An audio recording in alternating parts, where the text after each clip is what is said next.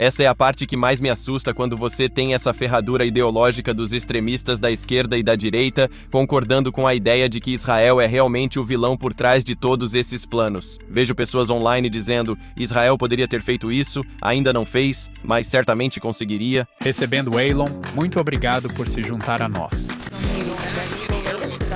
Obrigado por estar aqui conosco. Elon no registro. Olá e bem-vindo ao Elon no registro. Há um novo vírus circulando e ele se chama IDS, Síndrome de Desvario em relação a Israel. Os sintomas incluem alucinações, desconexão da realidade e diarreia verbal. Pessoas que sofrem de IDS vão culpar Israel por literalmente qualquer coisa. Qualquer coisa. O assassinato de JFK, o 11 de setembro e agora a invasão de migrantes em Ceuta. Sim, é aí que chegamos. Assim que dezenas de milhares de marroquinos invadiram a fronteira espanhola e os enclaves espanhóis de Ceuta e Melilla, no norte da África, o mundo achou um jeito de culpar Israel. É tão extremo que o Ministério das Relações Exteriores de Israel, em tom sarcástico, publicou um tweet com um meme de duas pessoas tentando colocar um colchão em um carro. As pessoas foram rotuladas como internet, o colchão como Israel e o carro como problema aleatório. E viralizou porque é realmente engraçado. Mas a situação não é. Eu me lembro do momento em que Charlie Kirk foi assassinado. Primeiro, entrei no Twitter e pesquisei Charlie Kirk Mossad. O primeiro tweet acusando a agência de espionagem de Israel pelo assassinato de Kirk já circulava e logo surgiram muitos outros. A síndrome de desvario sobre Israel é um ponto onde antissemitismo e antisionismo se cruzam. Ambas as ideologias criam movimentos políticos que culpam os judeus ou Israel por todos os problemas do mundo. E é isso que faz com que ambas sejam ideologias genocidas, não apenas formas de preconceito, porque estão enraizadas na ideia de que os judeus devem ser eliminados, banidos. Você escolhe suas palavras para melhorar o mundo. Criticar Israel não só é legítimo, como também necessário e bem-vindo. Precisamos de mais disso. Mas aí existe transformar Israel em um demônio cósmico. A explicação fácil para todo mal e vício no planeta Terra. Antisionistas de esquerda e direita veem os sábios de Sião como figuras que agora têm um exército e um Estado, mas ainda controlam tudo nos bastidores. Quão absurda é a teoria da conspiração mais recente? Veja este vídeo, com quase 7 milhões de visualizações no momento da publicação, mostrando muçulmanos desembarcando na praia de um barco em forma de Benjamin Netanyahu. Sim, chegamos àquele estágio do IDS em que imigrantes muçulmanos são uma arma biológica israelense. A Al Jazeera, braço midiático da corrupta família real do Catar, publicou um artigo de opinião sugerindo o envolvimento de Israel e questionando se a Espanha é alvo. Como Eitan Fischberger, convidado recente do podcast, comentou no Twitter, o Catar chamar a migração muçulmana de punição é um autogol involuntário. Não dá para separar a estria moral dos últimos 3 anos desde 7 de outubro da pandemia da síndrome de obsessão anti-Israel. Genocídios, fome, matar bebês com drones, tudo faz parte da mesma histeria que afirma que Israel deve ter orquestrado uma invasão da Espanha. Porque, é claro, ninguém mais tem agência no mundo. E isso não vem só dos grupos mais radicais. Não vem só de bots, embora eu suspeite que isso não seja orgânico. Está vindo das vozes mais influentes da extrema esquerda e da extrema direita. E não apenas trolls no porão dos pais, mas também de ativistas que estão tomando as rédeas e de organizações de direitos humanos supostamente respeitáveis. Vamos conferir rapidamente uma ideia maluca de um homem que claramente esqueceu de tomar os remédios. Hoje vamos analisar a síndrome de obsessão por culpar Israel na guerra de desinformação após 7 de outubro. Estou com meu colega Asher Westrop Evans, diretor do Spokes Office, Israel Citizen Voice of the World, minha iniciativa da sociedade civil para levar vozes sionistas à mídia internacional e combater o ódio. Se quiser apoiar, confira o link do financiamento coletivo nas notas do podcast. Se gosta do podcast, avalie com 5 estrelas e inscreva-se no YouTube, Apple Podcasts ou Spotify. Siga-me nas redes sociais no perfil Elon. Este podcast é totalmente independente. Para continuar assim, considere ser assinante pago por $10 mensais em patreon.com/alonterecord. Obrigado a todos que já mantêm este programa. Obrigado a todos que pausaram, foram ao Patreon e se inscreveram para apoiar o programa. Asher, bem-vindo ao podcast. Olá, é um prazer estar aqui com você. Produtor do podcast State of the Nation, versão anterior deste. É ótimo finalmente tê-lo como convidado aqui. Estou aqui há um tempo, atuando nos bastidores e diante das câmeras, sempre garantindo que as mensagens cheguem a quem precisa. Então o que está acontecendo afinal? Como é possível que pessoas na internet estejam culpando Israel de todas as coisas por uma invasão de imigrantes muçulmanos em Teotihuacan? O que está acontecendo? Bem, esse é exatamente o ponto. E acho que você levantou isso perfeitamente na sua introdução. a ideia de agência, e isso é algo que tenho percebido ao pesquisar esse assunto e analisá-lo tão a fundo. Nos cantos mais obscuros da internet existe essa obsessão de que só Israel, talvez os Estados Unidos, quem sabe o Irã em um bom dia, tem alguma capacidade de agir no mundo, e portanto estão por trás de tantas dessas ideias conspiratórias que estão impulsionando o mundo. É simplesmente chocante para mim que essa nação de 10 milhões de pessoas aqui em Israel pareça ter os meios para, simultaneamente, dirigir as duas frentes da guerra na Ucrânia e na Rússia, controlar partes da Europa e perpetuar vários genocídios brancos. Dependendo do ponto de vista, pode-se falar em derrubadas de governos socialistas, se você olhar para o outro extremo da ferradura. É impressionante como supostamente temos tanto poder nos bastidores. Sabe, isso me lembra daquela velha piada dos dois judeus lendo jornais na Alemanha nazista, e um deles está lendo a imprensa Yiddish e o outro está lendo o Der Stürmer, o jornal nazista, e o que está lendo a imprensa Yiddish pergunta: "O que você está fazendo lendo esse jornal nazista?" Ele diz: "Quando leio o seu jornal, parece que tudo desmorona, somos perseguidos, é um desastre. Ao ler outro, parecemos comandar os bancos, controlar a mídia, sermos poderosos e estar no comando. É semelhante. Você lê a imprensa israelense e vê que esse governo não conseguiria organizar nenhuma festa em uma cervejaria, como dizem no Reino Unido. Não sei se na Austrália existe expressão parecida. Essa expressão é compreendida. E aí, de repente, é como se Israel fosse responsável e capaz de realizar absolutamente tudo. Quero mostrar, porque imagino que algumas pessoas que estão ouvindo sejam céticas sobre se o fenômeno que estamos descrevendo aqui é real ou se inventamos isso. Dê uma olhada em alguns exemplos. Aqui está um tweet de Ana Kasparian, uma das vozes mais radicais dos Young Turks, que comentou um tweet afirmando que eu era razoável sobre Israel, mas a questão do Marrocos mostra que Israel virou inimigo do Ocidente. E ela tweetou: "As pessoas finalmente estão acordando." Isso já tem 3,3 milhões de visualizações. E ela também tem feito uma verdadeira ofensiva, dizendo para as pessoas pesquisarem um pouco antes de criticá-la por fazer essa afirmação absurda de que Israel está, de alguma forma, por trás disso. Vamos ver o colega dela, Cenk Uygur, do Young Turks. Ele falou o seguinte: "É aqui que Israel entra na equação e faz isso com uma influência incomum. Agora, é claro, se eu dissesse isso, todo mundo na mídia americana diria antissemita. Como assim Israel está fazendo um ataque coordenado contra a Espanha? Isso é teoria da conspiração. Israel geralmente consegue o que quer de quase qualquer país. Na verdade, quando eles quiseram que a Espanha se curvasse e entrasse na guerra e ela não entrou, eles disseram: não, isso é inaceitável. Temos que enviar uma mensagem para todos os países do planeta Terra. Vocês nunca devem desafiar os israelenses." Sim, isso é do Cenk Uygur. Como sempre, pegando algo que tem um fundo de verdade e distorcendo isso até ficar irreconhecível. Neste caso, pegando um artigo de opinião de alguém baseado no Marrocos, de um think tank estrangeiro, sugerindo que Israel deveria apoiar o Marrocos contra Ceuta e, de alguma forma, transformando isso em um manifesto das intenções israelenses. E não é só o Cenk Uygur, o Chunky. Vamos ouvir o sobrinho dele, Hassan Piker, outro favorito da extrema-esquerda, e ver o que ele diz. Você citou Marrocos antes. O que quis dizer com Israel causou isso? Israel fez o governo marroquino enviar 40 mil pessoas para um território administrado pela Espanha. Não é nem teoria da conspiração, não. O New York Times está tratando isso abertamente dessa forma. Foi clássico de Israel, do jeito que eles fizeram, da forma descarada como assumiram a responsabilidade por isso, que até o maldito New York Times ficou tipo, ok, agora a gente precisa investigar o que realmente está acontecendo aqui. Não fiz isso. Não foi assim, o New York Times não fez, Israel não assumiu responsabilidade. Vamos analisar um tweet de Ken Roth, ex-diretor da Human Rights Watch, que compartilhou um artigo do New York Times sobre possível ataque do Marrocos a Ceuta, sem citar Israel. Ele tweetou: "Por que Israel preferiria que Marrocos, seu aliado, controlasse Ceuta e não a Espanha? Ninguém afirmou que Israel deseja isso. Israel nunca opinou sobre o tema. O motivo pode ser que Ceuta seja o ponto da África mais próximo da Europa, no Estreito de Gibraltar, e a Espanha controla ambos os lados do estreito. Porém, isso não é verdade. Grã-Bretanha controla Gibraltar, mas deixemos isso. O Estreito de Gibraltar tem só 8 milhas de largura, enquanto o de Hormuz tem 21 milhas.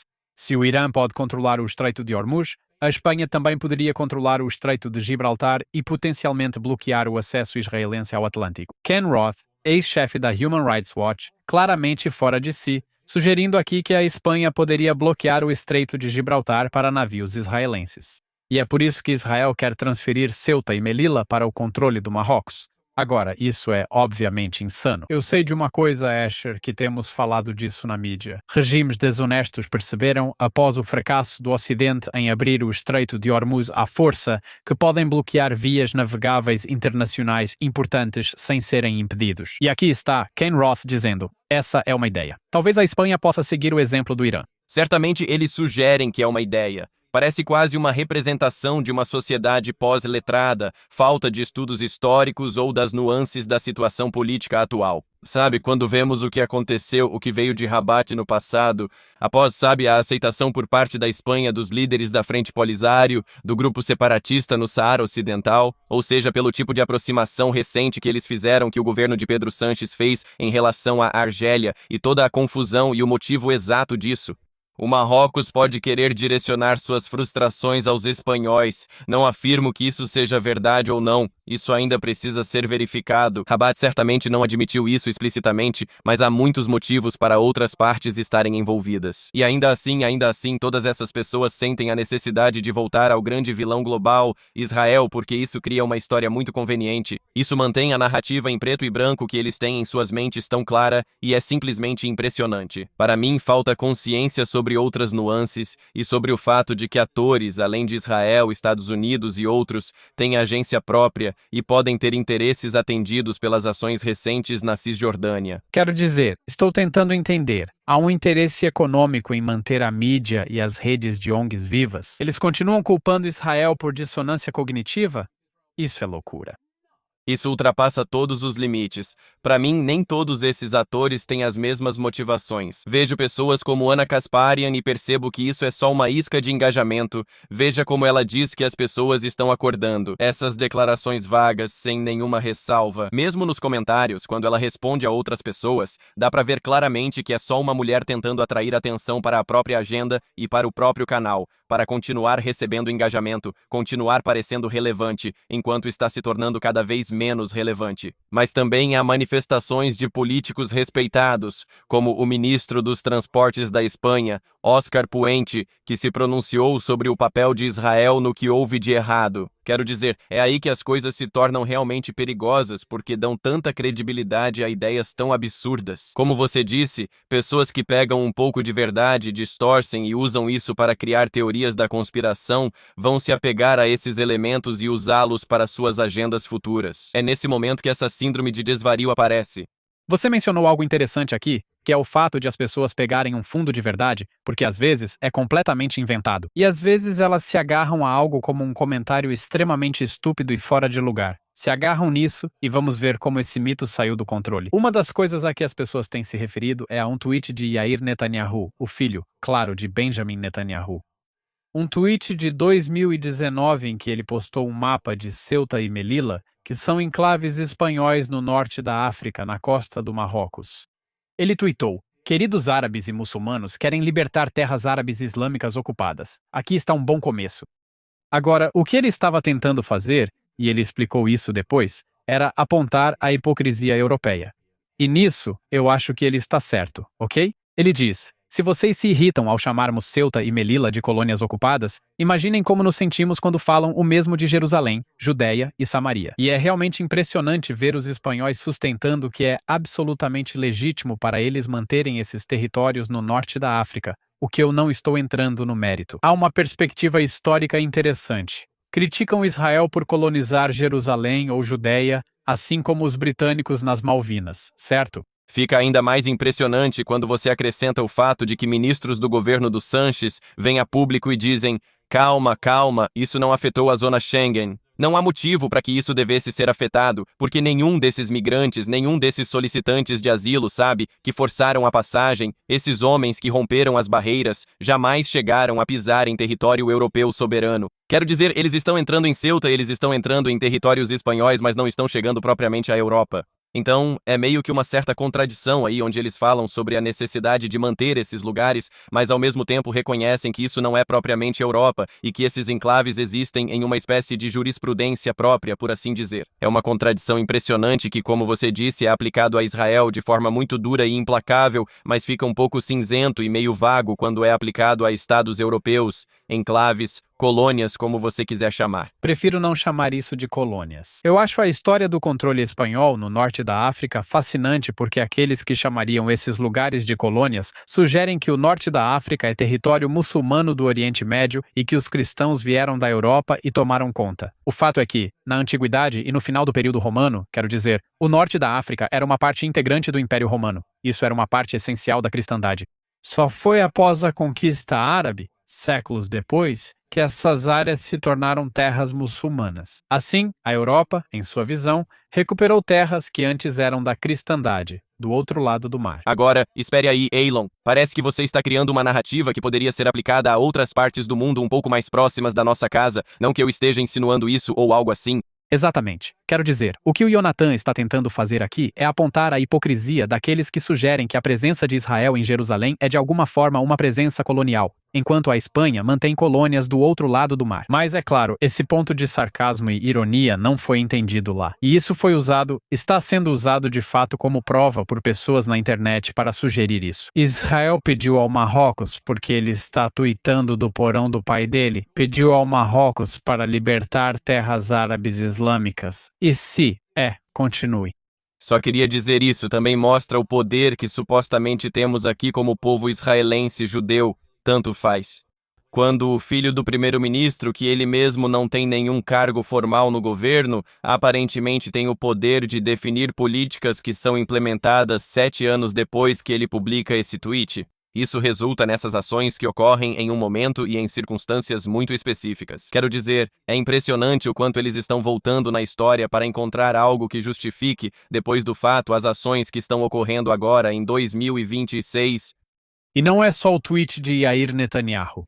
Aqui lidamos muito com a mensagem e a necessidade de manter o foco. Aqui, a mão esquerda não se comunica com a direita. Esse é provavelmente um dos tweets mais bem-sucedidos de um diplomata israelense nos últimos anos. E por bem-sucedido, refiro-me ao número de impressões recebidas, não à mensagem transmitida.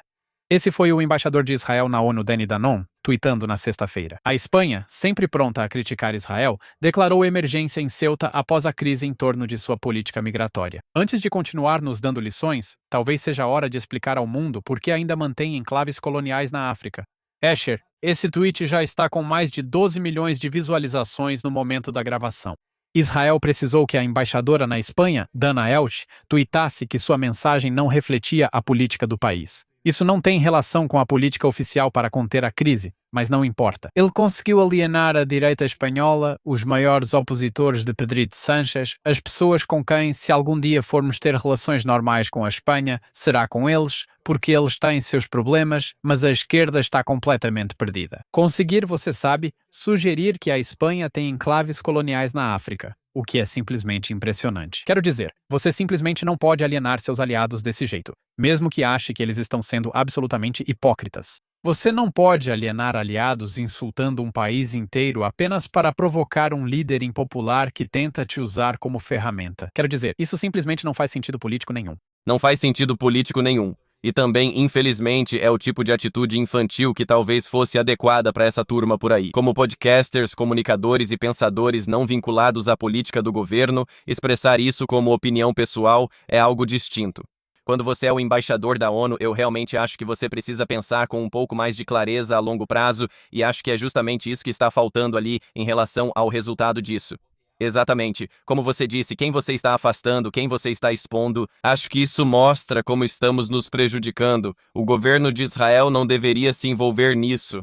Bem, tudo bem, talvez, mas o governo de Israel não precisava estar envolvido nessa conversa em nenhum nível. Na verdade, quanto mais você se envolve nessa confusão, mais você vai acabar coberto de sujeira nesse sentido.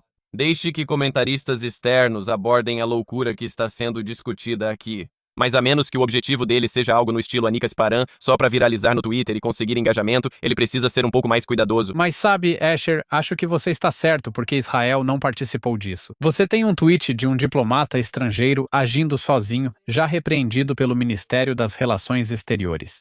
Você tem o ministro da polícia, o elefante em loja de porcelana, Ben Gvir, que nunca viu uma crise que não quisesse inflamar e piorar, sugerindo que a Espanha deveria receber refugiados de Gaza. Nem o ministro das Relações Exteriores mencionou isso em seus tweets. Ele sabe que é uma situação delicada, por isso Israel tenta se manter distante. Mas eu quero te mostrar um vídeo, na verdade, que estava sendo usado por um dos tweets virais que afirmava que Israel estava por trás do submarino. Invocou essa declaração de Benjamin Netanyahu, sugerindo: olha, Israel está deixando claras suas intenções e dizendo o que vai fazer. Está em hebraico, mas quero mostrar um trecho curto. Isso é de 10 de abril, ok? Isso é de um tempo atrás. Israel não ficará em silêncio diante daqueles que nos atacam. Espanha é nosso herói, soldados das FDI, soldados do exército de moral mais baixa do mundo. Portanto, hoje instruí todos os representantes espanhóis do Centro de Coordenação em Carrión de Gaud que a Espanha escolheu repetidamente se posicionar contra Israel.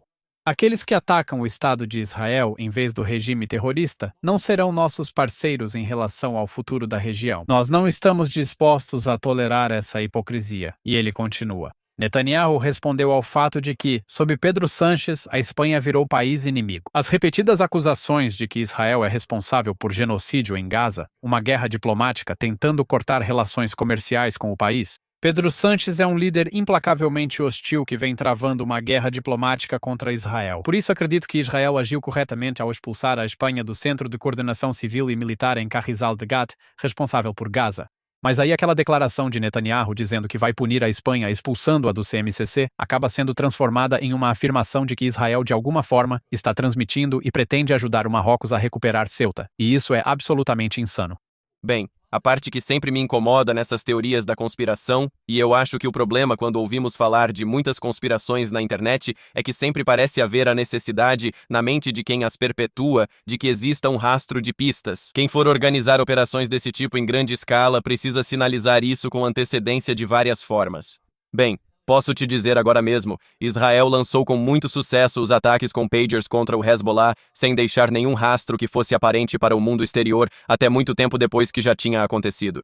Então, me parece absurdo essa ideia de que Israel estaria preparando tão abertamente como iria executar esse plano perverso. Para a invasão muçulmana, como você disse, a arma biológica islâmica, que eles iriam lançar sobre a Europa via Espanha e que precisariam divulgar isso tanto assim. Outra parte que me chama a atenção é a tentativa de desviar do que realmente acontece internamente. Você sabe, quando vemos países como a Itália suspendendo temporariamente o Pacto de Livre Circulação de Schengen com a Espanha, essas são as coisas que realmente são as verdadeiras consequências diplomáticas disso. É do interesse do governo de Sánchez, do ministro dos Transportes e outros desviar desse fato e criar teorias da conspiração absurdas para evitar responsabilidade por seus fracassos. Esse é um ponto crucial, acha. Tanto no antisionismo quanto no anti-antissemitismo, um dos principais motores dessa coalizão política é desviar a responsabilidade e atenção, objetivo central de um bode expiatório. Você coloca seus pecados em um bode e o joga de um penhasco. Você percebe isso de forma mais ampla, não só em questões envolvendo Israel, mas também no Ocidente. Edna Wilf destaca esse ponto. É um ponto sombrio. Dizemos que o Ocidente usa Israel como bode expiatório, mas isso não é só culpar Israel por tudo. Um bode expiatório era o bode que, nos tempos do templo, você colocava todos os pecados da nação sobre ele e depois o lançava de um penhasco para que seus pecados morressem com ele. E você vê o Ocidente fazendo a mesma coisa quando acusa Israel de genocídio, colonialismo e todas as coisas ruins. Tudo o que eles. Douglas Murray diz: se me perguntarem do que culpam Israel, respondo perguntando do que suas sociedades são culpadas e tentam nos sacrificar. Isso é exatamente o que eles buscam ao apoiar a guerra antisionista contra Israel. Quando eles afirmam que Israel é essa força cósmica maligna que precisa ser destruída, é porque eles realmente querem que as pessoas a destruam. E esse é o significado de fazer de alguém um bode expiatório, e isso é realmente sombrio. E então isso nos deixa nessa posição em que você tenta defender Israel, porque você sabe que este é um país tentando sobreviver em circunstâncias muito difíceis. E você tem que lidar com esses lunáticos, onde, sabe, a gente pode até rir disso, mas há pessoas que não sabem nada sobre o assunto. Elas não ficam acompanhando isso dia e noite.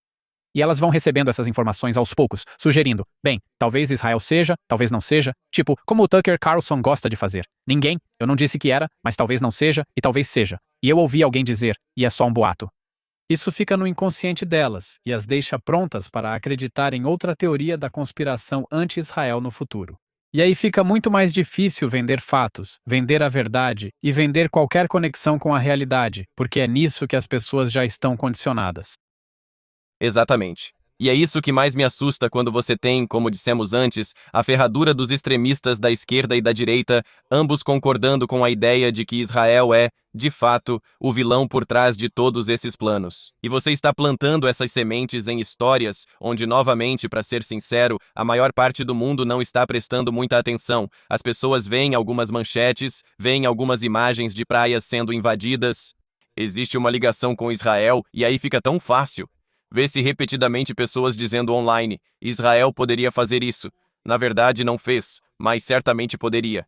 Esse é o tipo de coisa que fazem. Seu genocídio, sabe, manipulação mundial, fomentando teorias da conspiração. E, de novo, seja você falando sobre, sabe, a A.S. Isabella Tabarovsky, tão fantástica, a pesquisadora da história da propaganda soviética contra Israel, comenta isso ao abordar a agenda da esquerda de enquadrar Israel como um agente pós-colonial negativo a serviço do império. Ou se você olhar para a extrema-direita, sabe, o plano Collard, essas teorias conspiratórias de calúnia de sangue tão arraigadas, voltando aos séculos 19, 20 e até antes disso. Na verdade, ambos convergem na ideia de que deve haver um câncer a ser removido, e esse câncer é, você sabe, podemos chamar de anti-antissemitismo, mas é ódio aos judeus, que agora aparece como anti-sionismo, apenas um novo nome para o mesmo ódio.